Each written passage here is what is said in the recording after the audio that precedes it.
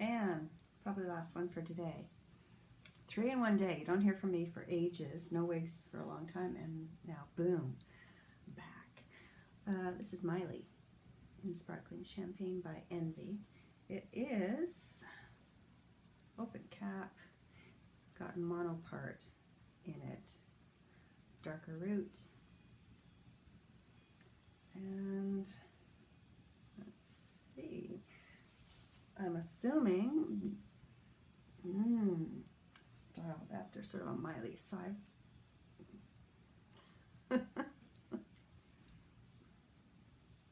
And this has been in the box. So there's the part, mono part, longer on one side.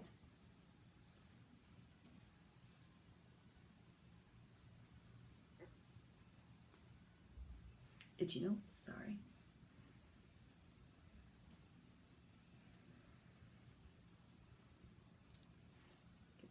Could use probably a wash, a soak, just to relax the boxiness. Then you don't want to dry it on a styrofoam head because that could stretch it out. So you dry it on a wig rack. That would be, let's see, here's one right here. Hope you weren't able to see that I'm still in my pajama pants. I mean, they're comfortable. It's Christmas break. I'm off work. So drying a wig on one of these is much better than doing it on a styrofoam head. It's not going to stretch it out.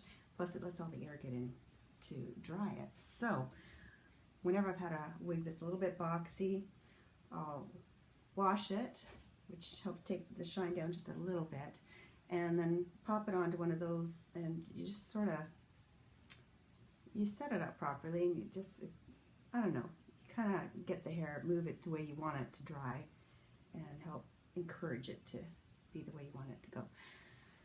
God, back into rambling and everything.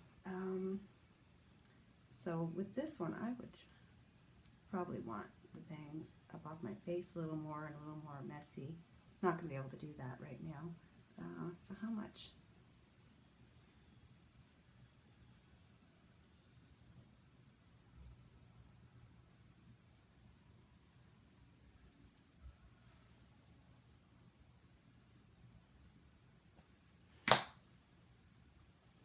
It's hard to tell when it's a bit boxy, but you see the color.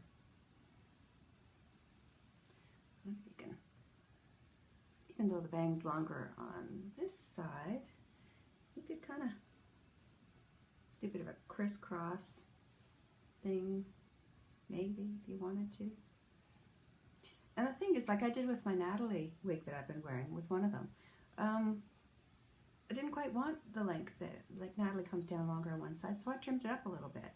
And you can do that. If you like everything else about it, but you're like, oh, I don't like this piece hanging down, just trim it. Like, do a little bit at a time, thinning shears. You know, be careful with it because you can't get it back once it's gone.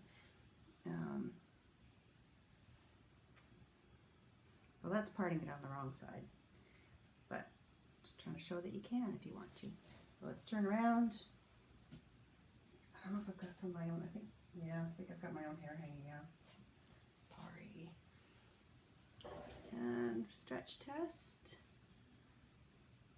Oh, not bad stretch. It's not too big on me by any means. It's a snug fit, but it does have some stretch. And the wig. So that's the coverage. It's pretty good. Ooh, whoop it up. That's almost like half a flock of seagulls. Okay, and that's Miley. Sparkling Champagne. Sorry, it's a bit boxy, but hopefully you can see that you can play around with it a little bit. Get a little bit of product in there, water-soluble product made for wigs. There are some other things out there that I've used, the Got2b sort of sculpting paste and things. I'm not going to tell you to use it. I don't want to tell you to use it because if it gets stuck in your wig and you can't get it out, you're sort of at your own risk with that. I've been lucky with it. But I do hear other people using products that are not necessarily made for wigs, but if they're water soluble, you know, test them on an old wig. If you're going to use something that's not made for wigs, test it on an old wig. You know, like modeling products. See if it works. Make sure you can wash it out if you don't like it.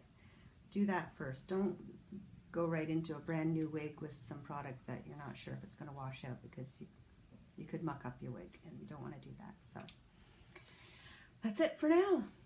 See you soon. Hope everyone is in for a good new year. Yeah, that's all I got. Bye.